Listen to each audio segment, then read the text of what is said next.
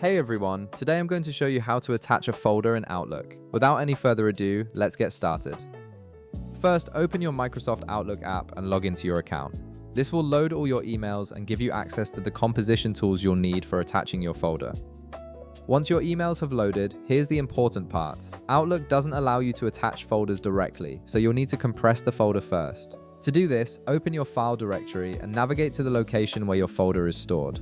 Once you've found the folder you want to attach, right-click on it to bring up a context menu with various options. From this menu, hover your cursor over the option labeled Sent to. This will expand into another menu with additional choices. From these expanded options, click on Compressed Folder. What this does is create a zipped copy of your folder containing all its contents, which you can then easily attach to your email. Wait a moment while Windows generates this compressed version. Now that your compressed folder has been created, head back to Microsoft Outlook.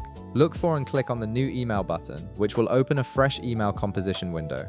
This is where you'll draft your message and attach the folder you just compressed. Within this new composition window, look for the paperclip icon or the Attach File option, usually found in the toolbar at the top of the window.